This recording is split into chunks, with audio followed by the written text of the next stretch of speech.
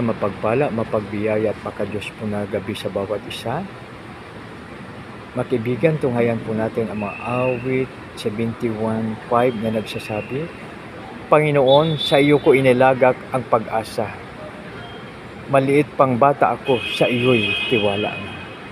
Purihin nawa ang Diyos sa pagbasa ng kanyang salita. Mga kaibigan, ito ay nagpapahiwatig na ang mga anak natin, maliit pa sila, ay turuan na po natin na paglagak ng pag-asa ay sa ating Panginoon.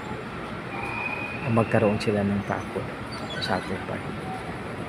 Sa Proverbs 1:7, nakalagay, the fear of the Lord is the beginning of wisdom. No? Dahil pag tayo ay may wisdom, napakaganda. Pag may wisdom tayo, ang mabigat na bagay ay magiging magaan. Ang mahirap na bagay ay magiging madali. Ang sitwasyon na problemado, mawala ang problema. Kasi ibig sabihin mayroong technique na po. So mayroong sa farm, mga kaibigan, sa farm, mayroong nag-harvest ng mga mahogani. Subalit nahirapan sila mag-transport. No? Subalit minsan nakikita natin sa social media, no? kung paano tinatransport ng mga farmers ang mga logs, no? Ibig sabihin yung mga kahoy, yung mga tablon, no? So, lang sa kanila, no? So, ibig sabihin, pag may wisdom, kahit anong bigat, gumagaan. Kahit anong laki ng problema, madali ang, ibig sabihin yung solusyon ay napakaganda, no?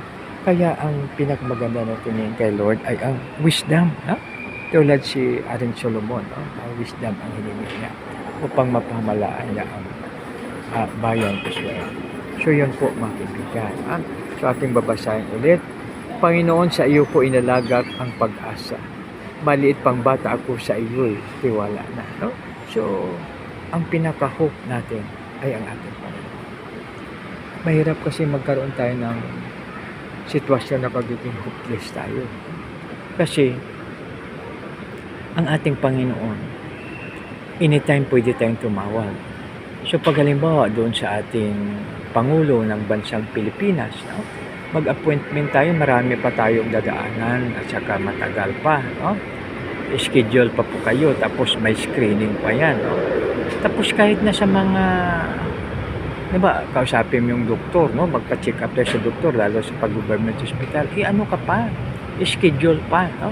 Subalit, mga kaibigan, sa ating Panginoon, direct tayo. No? Ibig sabihin na we can talk directly to God. Pagbasahin natin ang Bible, nakikipag-usap tayo sa Lord. Yun ang sabi ng isang obispo.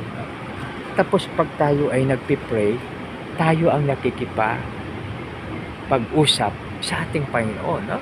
Kaya ibig sabihin na walang hadlang sa ilalim man tayo ng tunnel, saan man tayo, we can talk to God wherever we are. No?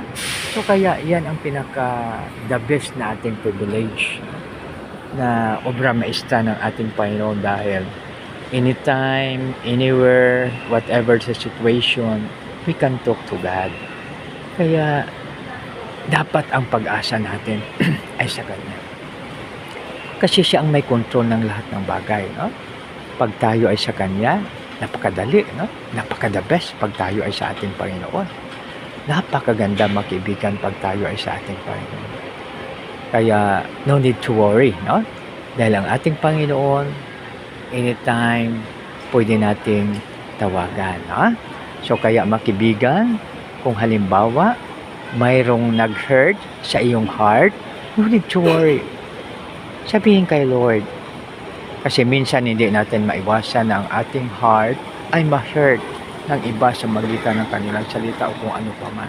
Subalit, no need to worry. Dahil ang Panginoon ang siyang magbigay ng kaaliwan sa ating puso, dahil siya ang ating pag-asa. Kaya, mga kaibigan, tandaan po natin na ilagak po natin ang ating pag-asa sa ating Panginoon. Dahil siya ang ating pag-asa, siya ang ating hope. Ha? So kaya, mga kaibigan, whatever the situation is, saan man tayo, na-hurt man tayo o kung ano mang ginawa sa atin ng ating kapwa, forgive and forget because God is our hope. Isang maganda, mapagpala, mapagbiyaya at makadiyos po na gabi sa bawat isa. God bless us all.